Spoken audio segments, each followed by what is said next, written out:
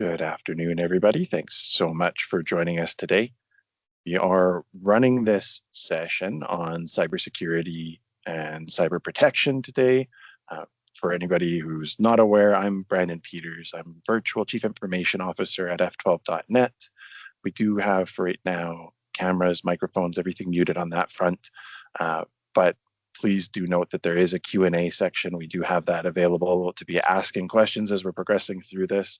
I'm so happy that I can see so many of you joining us today as we step through something that's very near and dear to my heart since I started in the industry, especially with F12, going back about 10 years now. I've been training on cybersecurity and privacy awareness. So this is something that always brings a smile to my face when I can bring that knowledge to other people and help them understand more of what's going on and how they can protect not only their business, but also hopefully take this away and help them a little bit at home and sharing that message with other people. So without further ado, because I do want to be respectful of time, hopefully as we're doing this as a lunch and learn, everybody's enjoying a spot of lunch or whatever you're able to grab and sit down and enjoy a session with us today. I'll do my best not to terrify you too much. I want to make sure that I do it just enough and we can step through. Again, we do have a Q&A section at the end. Feel free to fire those into the chat at any point in time into the Q&A section, and we can make sure that those are being moderated and answered as we go. Very brief agenda for us today. Biggest thing I always want to start off with is making sure that there's an understanding of the current threat landscape, what's happening in the world of cyber attacks, of risk to the business, jump through a few of the common threats that we're seeing in the day and age that we find ourselves today, look at the modern protection that's available, some safety tips for the business and for you to take home with you, and a Q&A section. Now, we are going to make sure that this is available afterwards, but do feel free to take notes or whatever works best for your processes here. So the threat landscape has been an interesting one because we're seeing this increasing. It's only ramping up. It's only getting more and more severe over time. When I used to do these lists of the threat landscape top threats over the past year, I used to struggle to find anything of relevance to fill one column. And now I'm sitting here in 2024 having to leave things out.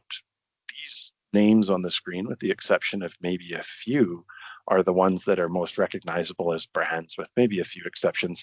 I did have T-Mobile on there with the in brackets again, because I was updating this and I saw that they were already on there from last year. And I went, oh, I must have spilled over until I realized that there was another breach. So there are still these businesses that don't learn over time from what's happened in the past.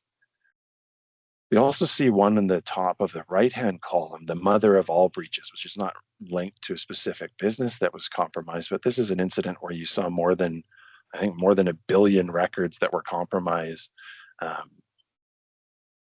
Funny thing about the mother of all breaches is it was only the mother of breaches when it happened in January 2024. The amount of records that they found online has now been surpassed more recently. So I don't know if we're now looking at the grandmother of all breaches or how it fits in, but the point is it's happening at a scale that's increasing more and more. I'm sure everybody's familiar with London Drugs and what happened in April. We saw a retail chain in Canada offline for a period of about 7 days. And I do want to applaud them for taking their network offline and making sure that they were doing the right thing in order to bridge that gap, take down that risk number.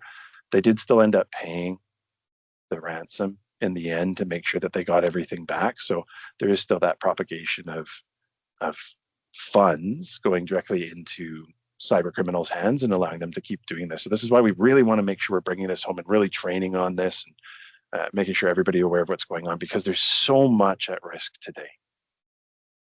2021 and Canada, unfortunately, isn't as good at keeping up to date on some of these records, but we wanted to bring it as close to home as possible. On the Canadian side of things, 4,600 breaches or incidents in 2021, because these things are happening faster and faster. We're seeing somebody trying to launch an attack now every 0.03 seconds. This is something that we've got directly from some of our friends in the insurance sector.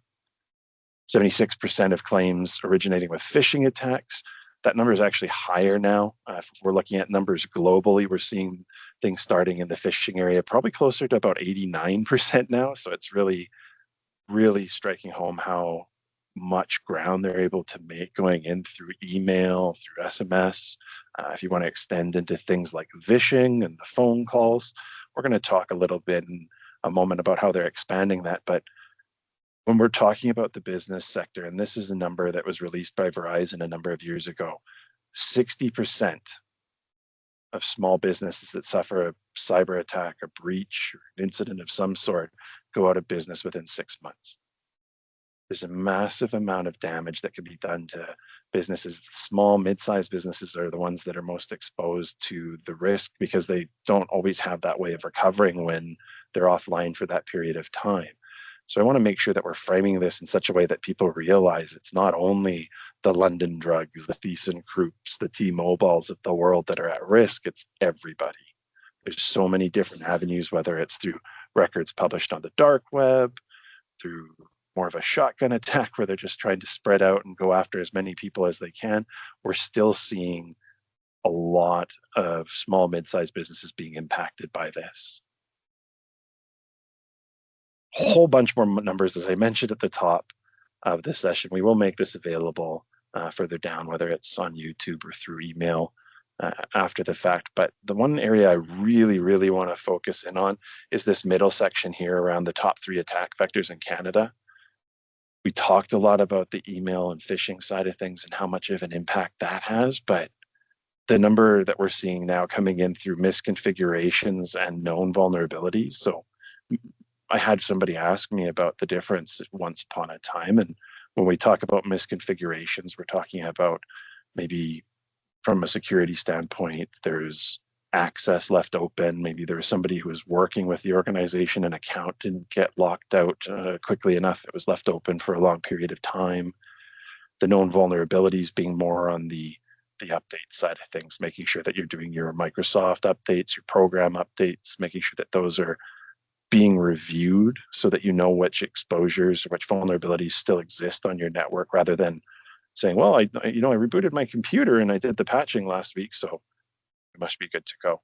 So it's really understanding what's happening in the network and avoiding some of the threats that are going to happen to you should you fall victim to these types of scams. Because when we talk about the amount, the average ransom that people are paying when they do experience ransomware attack or some sort of extortion that happens through a cybersecurity incident, average right now in Canada is about 140,000.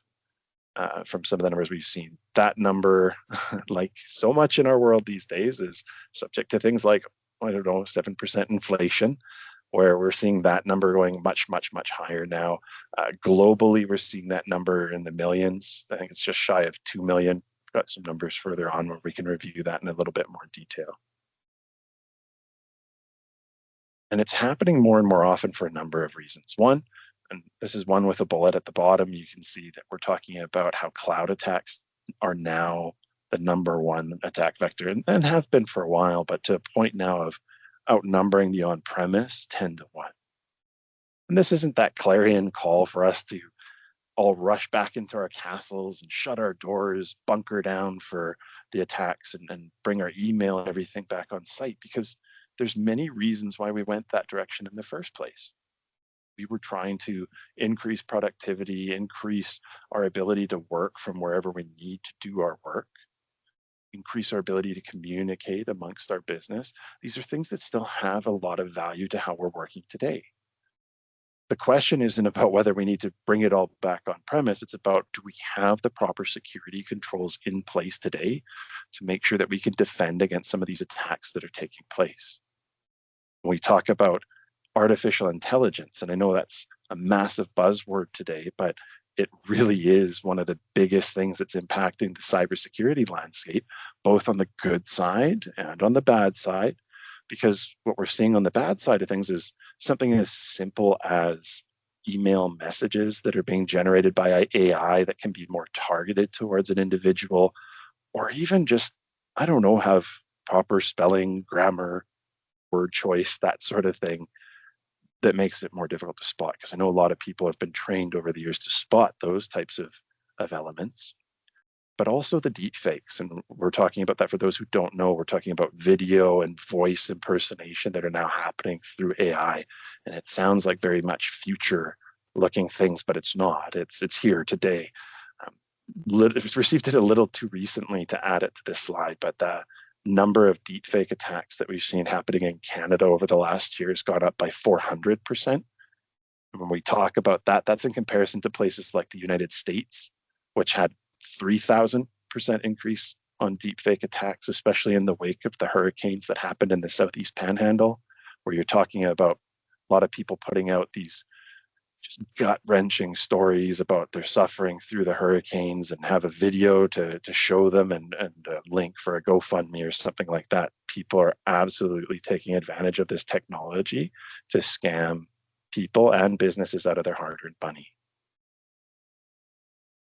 And they're not approaching it in the same way that they have in the past. This isn't 10 years ago where it was, let's kick in the door, let's encrypt and delete information and ask them for that money, ask them for that ransom. Oh, shoot, they have backups. All right, next target. They know that a lot of people have more awareness. And so they're taking a different tack as they're pushing through these. They're making sure that they can get into the network and set up backdoors so that they can get back into the network if IT departments are shutting them out. They want to move laterally across the network. They want to find one, of course, they want to try and find those backups, take those out if they can, but they also want to look for information. They want to look for information about the business, who the business does work with in terms of partnerships and customers. They want to find out correspondences, who talks to who most frequently, and they want to take advantage of that in order to try and expand their reach, either within your business or by going up and down the supply chain. And once they start doing that, once they start going outside of your business, we now see where that reputational harm can really come into play, where people are seeing emails going out impersonating them, questioning whether the proper security is in place for that business. Do we want to continue to do business with somebody who falls victim to these types of breaches? And this isn't something that happens in hours, days anymore. The average time we're seeing it's on screen 212 days to detect a breach, followed by 75 days to contain it. I have seen that number on the average number of days to detect decreasing. It's decreased all the way down to about 184 days today. I would argue that's 184 days too long. This is not something that we would even give a moment's thought to if we were looking at it from the aspect of physical security for our offices, our homes.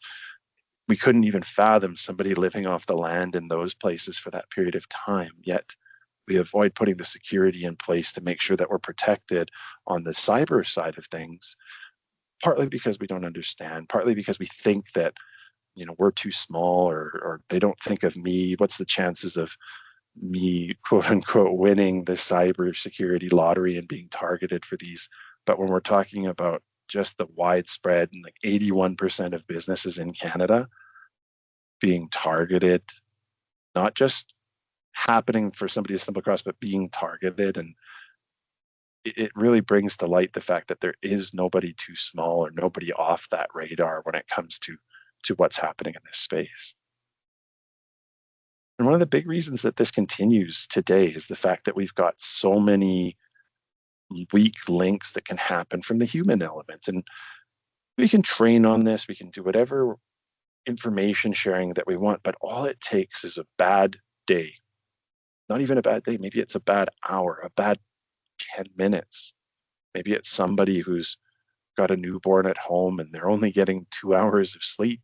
They're not at their best, they're not thinking clearly, they're maybe under a huge time crunch and they're trying to rush through their work. They're clicking that link without reading. They're trying to get through it because, like I said, we're now up to over 90%.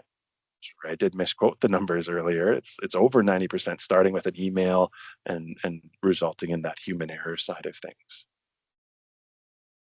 We've got to make sure that we're understanding the types of controls that are in place to protect our business and our staff from what's happening in there, making sure that things like passwords are being updated, making sure that those updates, the patching, the security elements, which we sometimes take for granted, are being done on a regular basis. So let's dive into more specifically the most common threats that are happening today. Unsurprisingly, we're going to start with phishing.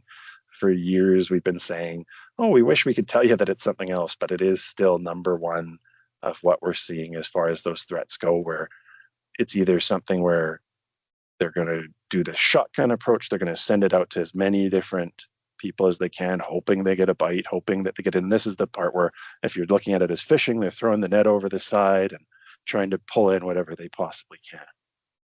The spear phishing approach is very much like it sounds. This is where they're starting to do the research. They're starting to look up information about people that has been shared online, whether it's Facebook, Instagram, LinkedIn is a great source for that based on my presence online and the number of emails I'm getting from people. There's definitely an element that's coming in from LinkedIn as well. And then taking it up a notch when you're looking at it from a more targeted approach, similar to the spear phishing, but going after executives, CEOs, CFOs. We call that whaling, where they're, Ahab chasing the white whale, trying to bring in that big catch, trying to get to where the money is as quickly and as effectively as possible. And clone phishing becomes more and more of a concern. We will sometimes refer to this as business email compromise, supply chain attack. We'll see a bit more on this later on, but if you can get access as a bad actor, a threat actor gets access to somebody's account and they can impersonate them, how many times do we train people to look at the email address of where it's coming from? Well, if I see an email that comes from my colleague, Kate, and it's got her email, I'm much, much more likely to trust it. Oh, this is Kate that sent me this. I'm not hovering over the link because I trust Kate. I know who she is. I'm going to click this right away. If Kate needs something, I want to help. 67% of businesses polled last year, and these are global numbers now, 67% saw a successful phishing attack in 2024. And the average cost of that breach ended up being $6.9 million in Canada over that same time frame. You'd think like the amount of visibility this has, that this would start getting better, but they are, and when I say getting better, I mean on our side, on the good side of things, but they're putting so much more effort into how they're doing this. They're getting so much more efficient at it. We've got to be aware. We've got to have those safety nets in place to make sure that we're capturing these threats as they're happening. We cannot afford to have somebody in our networks for, in some cases, like I say, 200 plus days without being detected. And I want to share this with everybody. This is a bit of a personal side of things. As you can see, it's an email that I received last year. And I want to go over some of the red flags we see. Number one being, well, it says it's Microsoft, but it doesn't give me an address. I can't hover over it. I can't click into it. I can't see where it's actually coming from. So this is suspicious in and of itself. It's not functioning like it normally should. And then as we look further down the email, we can see that it tells us the actual email address that this came from, specifically nameberry@palensteinymca.org. So don't normally receive email from this person. Pay attention to that line. If you're seeing it in your Outlook, it can save you, and it does tell you the information about where it's really coming from in a way that it didn't 2 or 3 years ago. Look for the greeting, look for that salutations line. If it's missing, if it's something along the lines of, "Hi, B. Peters at F12," something more directed to your email address, not showing any level of familiarity, have some suspicions raised. Look for strange information patterns, things that are meant to make an email look more official, to obfuscate the truth. We've talked about this for years and years and years. Hover over the link, look at where that's actually pointing before you click it. If you take your mouse and you just hover it over top, you'll see it pop out where it's actually taking you. In this case, it was not a Microsoft link. It was not an F12 link. So if it's a password expiration, I'm certainly not going to click that link, because now I know that it's not associated with either the entities it claims to be. Look for that urgency. threat actors are going to try and drive that urgency. They're going to use it with strong language like failure to complete or comply. They're going to try and drive that home. It's sent with high importance, this email. They really want to make people feel urgent to get this done.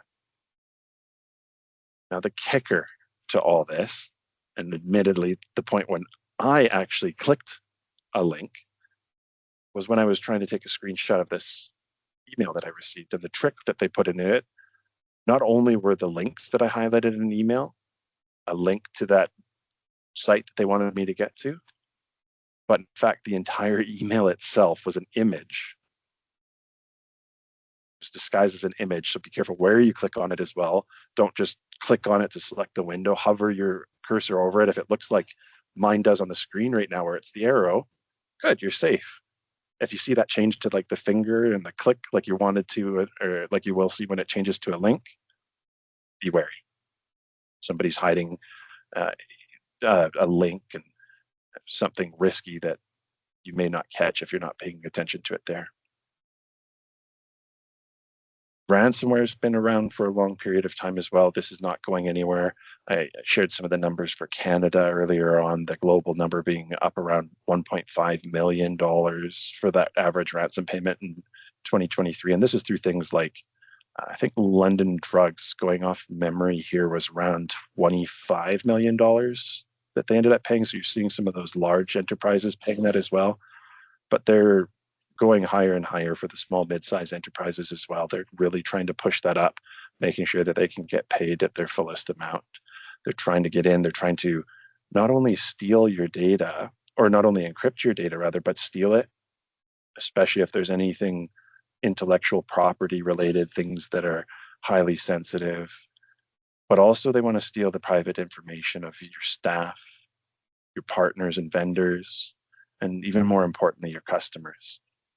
And what happens often when we're trying to do a payment of this sort, and we're trying to consider whether or not we should pay a ransom or if we're good to go from the backups, is even when we do pay the ransom now, they do what they call a double extortion. They're going to give you your data back. And by the way, it's not 100% likely that you're going to get it back. We've seen a number of businesses who paid, got some of the data back, but certainly not all of it. But they're also looking to export that data somewhere before they give it back to you. And then they approach you again a second time for this double extortion to say, all right, you've paid for your data back. If you now don't want me to release this personal information about your company online, pay me again. And they get very intense about this, even to the point where they're resorting to mailing. I mean, literally putting in an envelope, dropping off at a post box and sending it out to you. The threats that they are going to do this, doing whatever they can to make sure that that's been seen, to try and drive that scare home.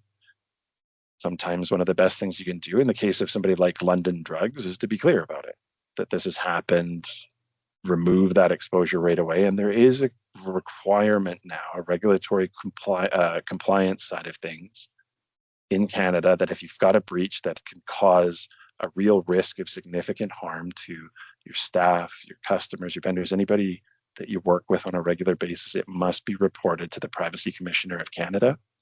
And since 2020 or thereabouts, ransomware has been considered a breach that does require that level of report to the Privacy Commissioner once, of course, you analyze that data. And it's very important that you understand what's at risk, that where applicable, you do consult lawyers who specialize in this. You work with experts in the space to make sure that you're staying secure, that you've got everything back, that somebody's not still lurking within the network.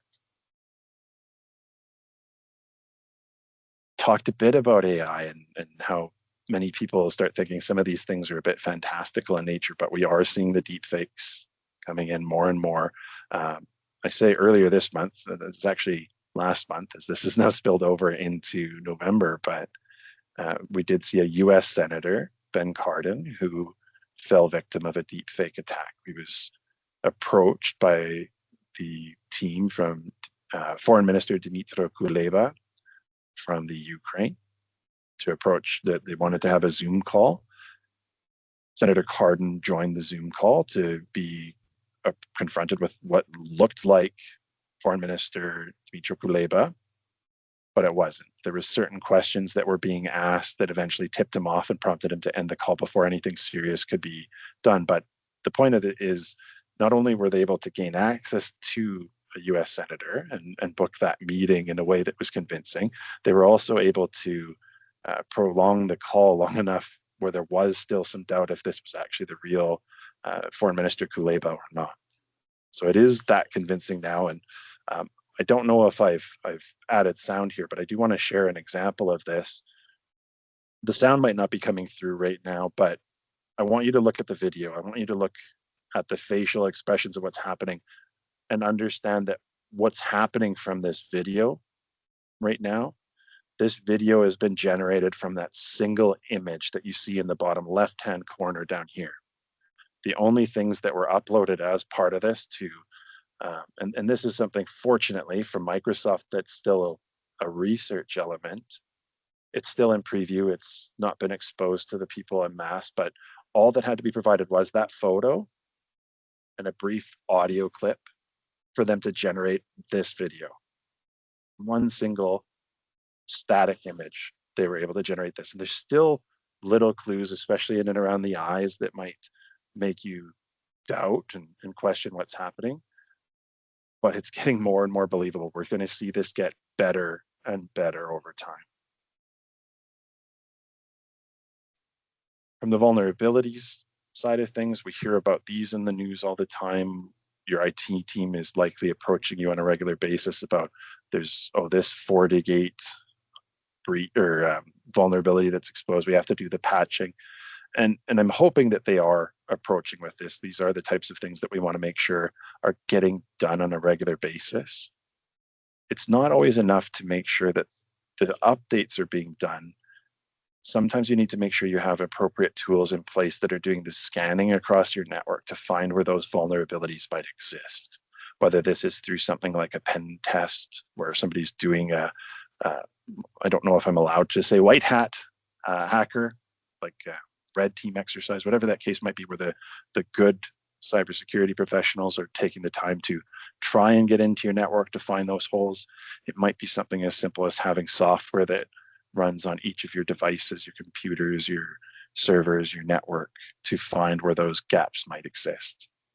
Because if we don't know about it and the hackers or the bad actors do know about it, then they're able to take that much more of a leap into using this and exposing that risk to the business. Pretty massive ones that have happened: Mercedes-Benz, Samsung TV, Apple, that resulted in these. There was a number of years ago one that was a bit scary to me. The Mitsubishi, I think, had one that was breached in 2020 or 2019. It wasn't the car division of Mitsubishi, it was their missile development side. So lots of state secrets, things like that people are going out for, and this is one of the top ways that they're getting to them today.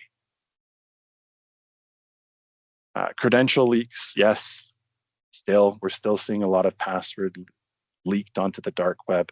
I know I did a session earlier this year, if any of you caught it, about dark web monitoring and some of the tools that can be done to go in and look for those credentials that are online. But it's not as simple as just finding what's stored on the dark web. It's how do you prevent this from happening in the first place? How do we make sure that our credentials aren't getting sniffed, or what we say in the industry, brute force, where they're hammering it over and over again? And part of that comes down to the practices and the best practices you have in the business when it comes to not only the passwords, but the attempts to log in. And I know I've spoken with many business leaders in the past when I bring up things like password length. Oh, well, nobody's going to remember that. The hackers will. And I bring up things like locked out if they've forgotten, if they enter a bad password more than 3 times. Oh, I don't want to interrupt the staff's day. Well, sometimes if they've already had that many problems, it's better to just get them in touch with somebody and take care of that account right away. It's actually becomes more productive over time if they're able to get in there, if they're struggling that much with their account. And putting that in place so that it's locked out after 3 to 5 is where we tend to recommend, based on some of the best practices in the industry through frameworks like NIST or CIS controls. If you've ever heard those, maybe I'm showing my inner geek a little too strongly right now, but these recommend those levels of lockout attempts. They recommend passwords be of a longer length. By the way, length is much more important today than complexity. You're much better served having a 15 or 16 character password using, one capital letter maybe and the rest lowercase, or maybe one capital letter and one number and the rest lowercase, than having a password that is 7 characters and completely random. 7 characters will be too weak. If you look at the chart on the screen, for instance, and I think this is something I pulled a couple of years ago now, but when you talk about the length, even an 8-character password of lowercase letters is instantly cracked. Lowercase and uppercase letters is 2 minutes. Numbers, upper and lowercase letters, 7 minutes. And if you're 8 characters with all 4, you've got lowercase, uppercase, numbers, and special characters. With current computing standards, you're still likely seeing that type of a password breached in 39 minutes. Compared to if you're looking at 11 characters, 34 years for that level of complexity. If you're looking at a 15-character password with all that complexity, 1 billion years. Now that's going to get shorter and shorter over time as computing power enhances. But even with a lowercase letter, a password that's 15 characters and just lowercase letters with modern computing, it's still 100 years to see that breached. So having that length, having more characters in the password is more important than making it something completely random. Now, that's not to say that, password 1, 2, 3, 4, 5, 6, 7, 8, 9, 10 or 0 is any better, because it's still too common. We still want to use something. We reference using a passphrase rather than a password. An example that I've used in many cases before, and I've had to make sure I don't make my own password for this very reason, is I love to walk home. Something that simple, that length. And if you change the to, the TO to the number 2, you add a little bit more complexity. And something that many people overlook when they're going through this is you can, in many cases, use a space as part of your password. There's some sites, usually the ones that tell you can't use like the @ symbol or the hashtag or the $sign, that will tell you can't use spaces as well for the exact same reason. But most, at least many of them will. So if you want to make it even more like a sentence and add that complexity, typing it out as if it were a real sentence with the spaces in it can go a long way to adding to that length of your password. This is key. I've spent a lot of time talking about passwords, but this is where everything begins. This is where, if we're not changing the passwords frequently enough, or at least monitoring for when we are seeing these compromises occur and then forcing them to be changed, hackers can get into the network for a long period of time. If the passwords are not long enough, they can be brute forced, especially if that policy is not in place to lock out an account if it's been attacked or logged into unsuccessfully for 5 times or more. I won't focus on this too much more, but I do want to pause and make sure we understand the ramifications that passwords still have in our day-to-day lives. Making sure, by the way, that we're not using these in multiple places using the same password, having things like a password manager, whether it's for the individual or for the business. And in many cases, I know for us, we have the shared password list that we can access, but I've also got my own passwords for the things that I use on a day-to-day basis that are kept separately. Making sure that we have that in place avoids duplicating the passwords and then leaving a bigger hole if one password does get breached and you only have that one password that accesses everything. How much more is exposed and how much more needs to be scrubbed and cleaned up after the fact. Supply chain attacks. I touched on this very briefly earlier on, but this is something that we're expecting to take up more and more. We're going to see more and more of this in the news. These are the things that are going up and down your supply chain, whether it's to your vendors, whether it's to your customers, whether it's people that you work with on a regular basis within the organization. We're seeing this spreading more and more where they get into one business and they use that as a jumping off point through that clone phishing or that business email compromise that I mentioned earlier to get into other places. This is risky because it's much, much more likely somebody's going to click on a link or an attachment from somebody they know and trust. But from your business's side of things, this is where it exposes you to risk, because now it's your reputation that's on the line. This is where that exposure comes out that you have been compromised, and the businesses are going to find out about that very quickly because they're getting that email, usually in bulk, from your business, from the people within inside who have been compromised. Average financial impact 1.5 million. And a great example of this, there was a breach in 2023 called the Move It breach. This was a back-end system that a lot of other businesses were using. I think, I don't know if it's related. There was an Under Armour breach that happened a number of years ago where Under Armour didn't get breached, but their back-end systems, the company they were using to host their data, did. So knowing where that back-end system lies, of 2023, 8% of all vulnerabilities in 2023 data breach incident report were a result of that one single company. 8% of total breaches from that one instance, because they were all tied together.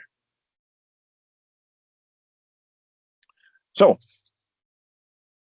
IT professionals, you ask, what are you doing? What technologies, what tools are coming into place to make sure that my business, my data, me, you're keeping me safe. We're keeping everybody safe in the world. And we're making many strides in this area, because the way we'd approach it in the past, we would talk about, and I don't know, maybe you do hear some people still talk about an antivirus program. Many, many more people are shifting into the world of endpoint protection or endpoint detection tools instead of antivirus, because when you talk about an antivirus, there's a few things you need to know. One, it operates on what's known as definition-based protection. So looking at the 5 stages here from the cybersecurity framework that we've developed in the industry, it's really good on the identify and protect phases if it knows what it's seeing. If it goes, oh, is it this worm? Is it this malware? Is it this Trojan? No, no, no. Then it thinks you're safe and it lets it through. We differentiate in the industry now between malware and tradescraft.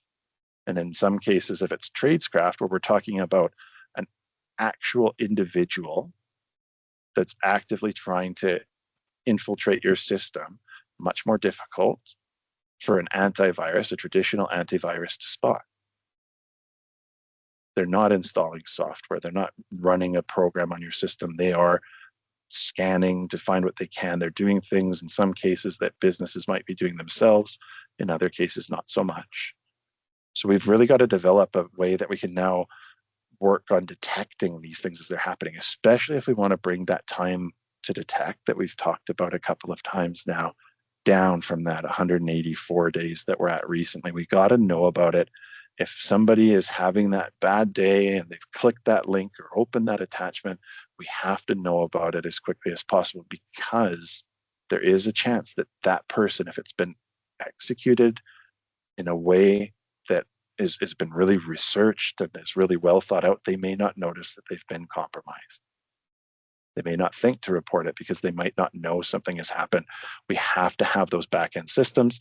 And that's really where we shift into things like, I won't go too in depth into things like SIEM, but a lot of businesses are now asking us about SIEM, SIEM, which is essentially a log aggregator, a database that brings in all the security events that happen on your firewalls, your servers, your computers, brings it all into this one spot. So we've got some elements of the detect phase that are now happening, but if it isn't taking action, if it's not doing anything about it, we're not ever getting it into the response phase. We're not getting to a point where we can actually take action to keep people safe. And that's where we've shifted, and we've seen this happen very much over the last 2 decades or thereabouts. But even more recently, we're seeing things like managed endpoint protection and managed detection and response tools coming to the forefront.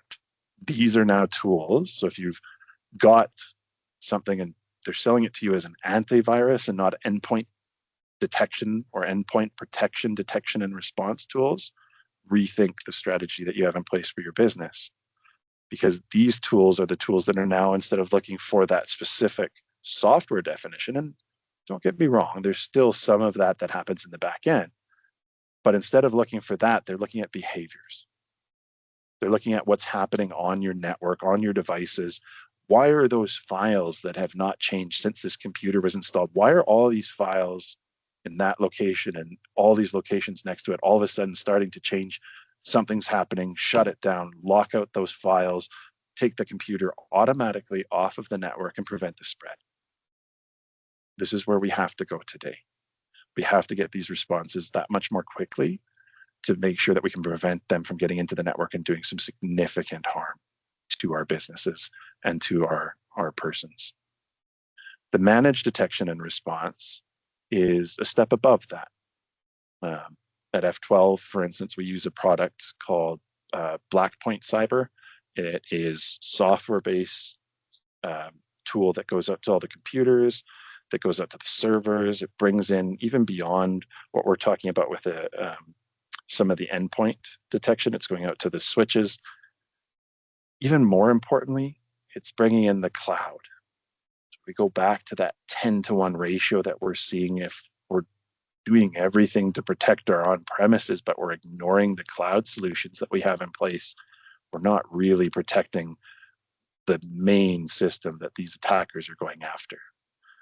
Managed detection and response tools like Blackpoint really bring that to the forefront because they are plugging that in. They are monitoring what's happening and taking those actions very, very quickly as they're stepping through this. These are the tools that we're really bringing to the forefront now, where we're really seeing these making a difference in what's happening. Apologies as I'm checking to make sure I'm looking at the time here and staying cognizant of it. These are tools to very strongly consider for the business. To an extent too, if you're looking at this for your home devices, make sure you're elevating to something like an endpoint detection tool rather than a basic antivirus. Make sure that you have these tools in place so that you can stay safe over time. How am I doing? We've got 18 minutes. I want to make sure that we're doing all of this, giving you back your day really quickly here. So I do want to wrap this up. And again, I'll remind everybody, we do have the Q&A. If anybody has any questions they want to bring up, please feel free to reach out. Number one thing that people can be doing today to make sure they stay safe is, wherever it's possible, enable multi-factor authentication. I know a lot of banks have been enforcing this. Microsoft starting to push this for anybody who lives in their ecosystem, especially for the businesses, but we're seeing it more and more on the personal accounts as well.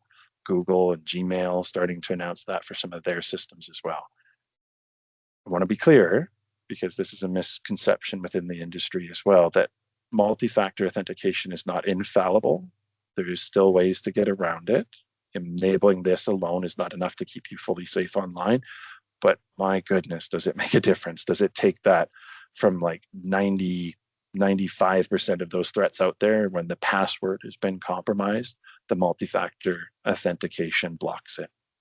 And this is something our friends in the insurance industry are taking a lot of time to make sure that they're pushing for anybody who's pursuing cybersecurity insurance.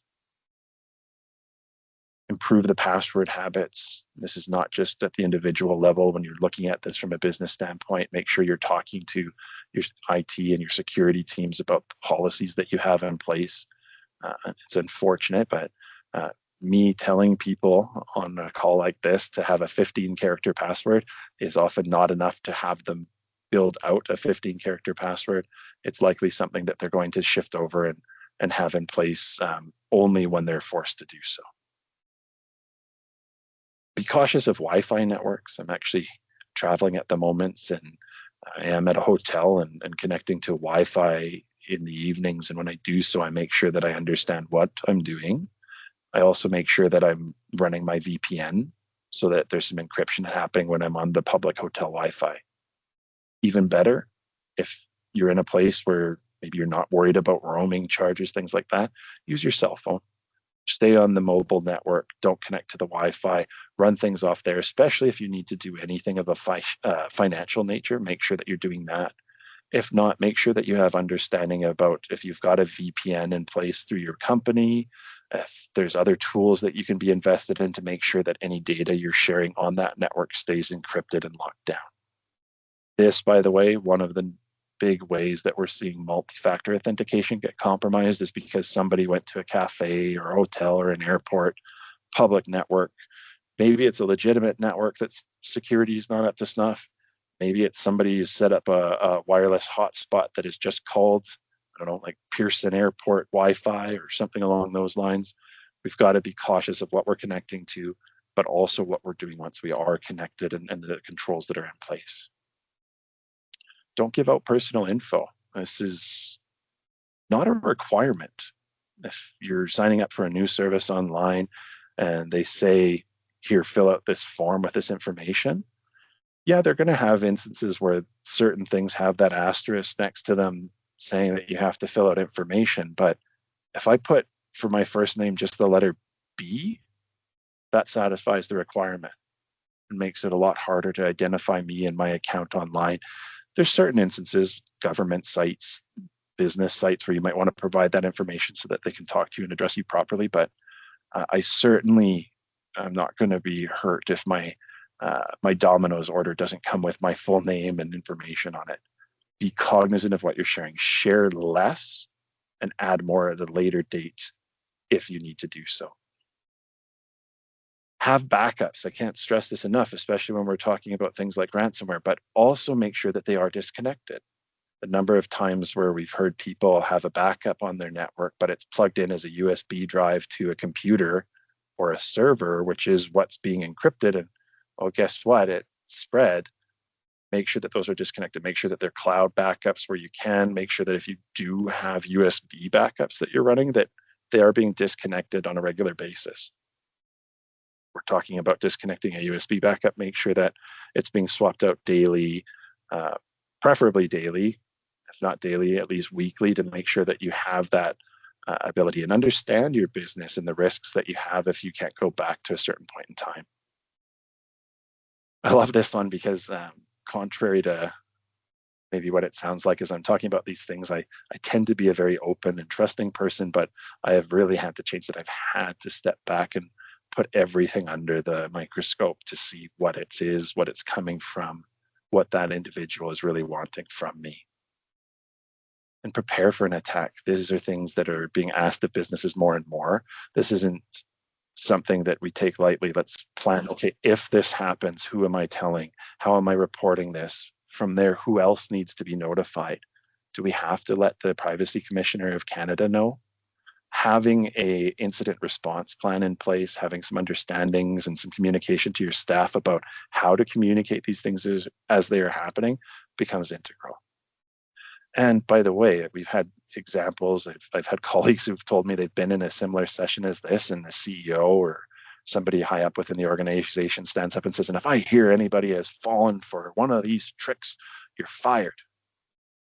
Frankly, that's the worst thing you can do. That leads to secrecy, to hiding what happened, to covering tracks. These are one of the things that cause these breaches to go undetected as long as they do. So be very open about it. Give people a room to come forward. Let them know how to come forward and who to talk to in an event like this.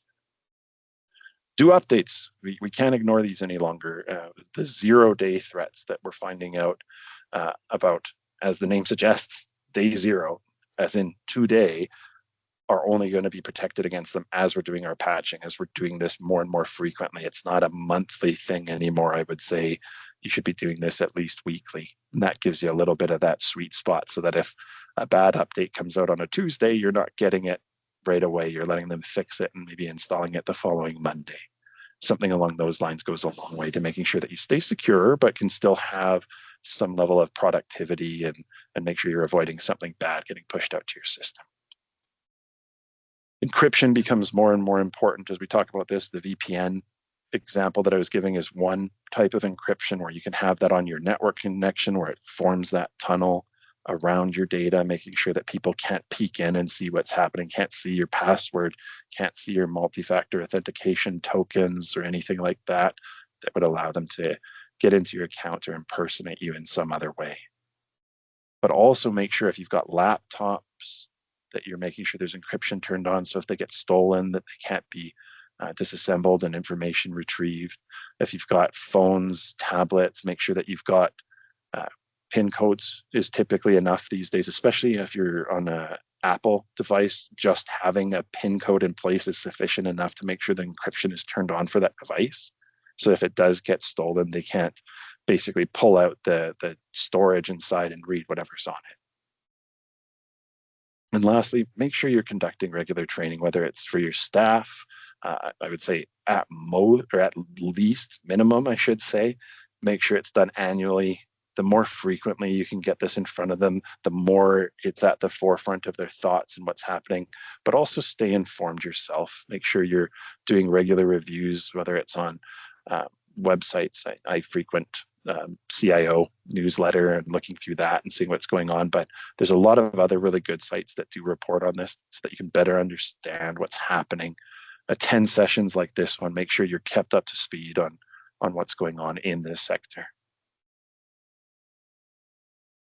So we bring it right to the end. I want to thank everybody again for your time as we've stepped through this. If there are any questions from the group, please feel free. I see a couple of them have come in here. Just waiting for that panel to load up for me here.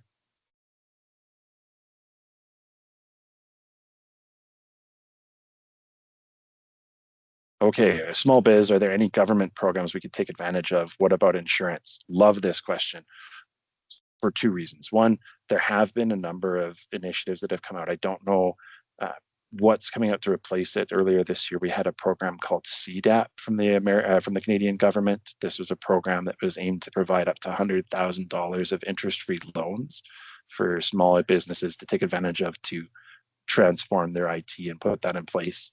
I apologize that I don't know what's replaced it. I know that there will be something coming soon, so do stay in the know, stay looped in on what's happening with those. And I love the question about insurance because this is a mixed bag. I had a question as recently as yesterday, actually, where somebody said, well, if we're looking at something like managed detection and response that's catching these things as they're happening, do I still need insurance? If I don't want to do the MDR, am I better off to have the insurance? Is it one or the other? And the answer, honestly, is no.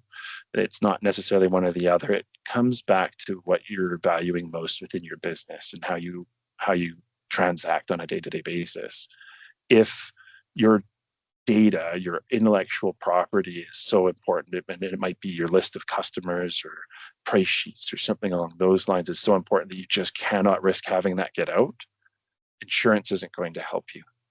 Insurance will pay you after the fact, but it's already out there. It's not going to scrub the internet and bring that all back in and do the Men in Black flashy thing to make everybody forget. They will pay you, but then that brings up the question, what happens next? In an instance like that, having the preventative tools in place like the EDR, MDR, regular security training, MFA, having those in place go a much longer way. But having that insurance after the fact, given the number of attacks that happens, ensure that you can take the steps to make sure that you are getting these people out of your network and you can get back to business operations if they are able to get in. I hope that answers it to an extent. That's definitely some complexity to it about which way to go. Is either way the right answer? If you can't afford both, do the due diligence. Feel free to reach out, by the way, through some of our channels, and we can help out on some advice there if you have more questions about how one works versus the other. What steps can we take today to protect our business from cyber threats without needing in-depth technical knowledge? I think one of the biggest pieces is the MFA. It's one of the biggest pieces that you can have in place. There's a bit of a, I don't know if it's a fear or a distrust or what it might be of having something like, for instance, I've got my MFA token on my phone. I know a lot of people will come to us and they'll say, but I don't want to have work things on my personal phone.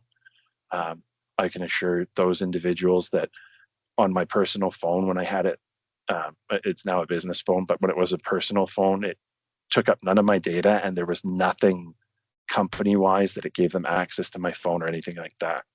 it was much better having it on my phone than having to carry a token around with me, which I could lose, misplace, or, you know, just added bulk to my pockets as I'm walking around with it on my keys.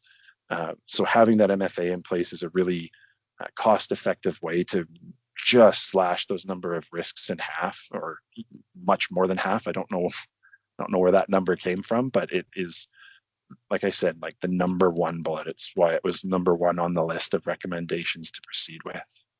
The other piece when we talk about not having or needing in-depth technical knowledge is to do some of the training to teach people within the business how to spot the threats as they're coming into their mailbox, making sure that those controls are in place so that people can spot these as they're happening instead of rushing to click on these things. Another question that came in, our business is in the cloud and apps like our scheduling app, don't we have security? Yes, to an extent, because there's going to be certain elements of that business and understanding that business and what they're doing and what controls they have in place in their security side of things that is really going to define whether or not there's that security there. There's benefits. I encourage many business leaders to look into moving software into a as a service approach, going into the cloud with these tools because of some of the benefits it brings. But it's not a, okay, what's the lowest price? It's what's the best price I can get that I know will make sure that I'm protected and will do the things that I need it to do. So having that process in place when you're analyzing your vendors going into an agreement, when you're looking at a renewal, making sure that you're understanding and re-upping on what's in place for those vendors is being covered off. A great example, and I was going to say I hate calling out specifics, but it was like my third slide where I did that. One that was missing from there is a company called CDK. CDK was breached back in June of this year. Another business that ended up paying about $20 million in ransom. And what CDK does is they're an automotive like ERP program that provides a lot of like the financial and inventory tracking to auto dealerships. And they got breached and compromised back in June of this year for a period of about 2 weeks. They were offline. Yeah, there was security in place. They have a lot of controls in place for that. But when I looked into it, I couldn't see specifics what they were publishing on their website. So ask those questions, ask those hard questions of people when you're going into a relationship with them, and have that policy in place that, hey, we want to know what security controls you do have in place, what accreditations, for instance, at F12, we talk about our SOC 2 Type 2 and how that goes a long way into doing that. A lot of businesses can also sign up for what's called Cybersecure Canada. If they are delivering cloud services, they should have an accreditation of some sort. Asking that question and finding out that they have been accredited and certified means that they are reviewing their security controls at least annually, and that somebody's saying, yes, they are taking those appropriate steps. So make sure that when you're going that route, take that into understanding. And where there's possibility, going back to the last question that was asked, if those third-party or cloud-based apps are in the cloud, make sure that if there's an option for multi-factor authentication, that you can turn that on as well. And it looks like we've come right to the end of the questions that were presented. I want to thank everybody for submitting those. It's been absolutely wonderful sharing with you today. We're coming in right at the end of our time, so we'll make sure we give you back your day. Hope you had a wonderful lunch. Hope you learned something. And as we said, we'll be making sure to share this with people at a later date as well. If there's any questions, feel free to reach out through our channels on our website. And we're always more than happy to discuss things in the cybersecurity space so that we can work towards a secure Canada for all. Thank you all. Have a wonderful rest of your Tuesday.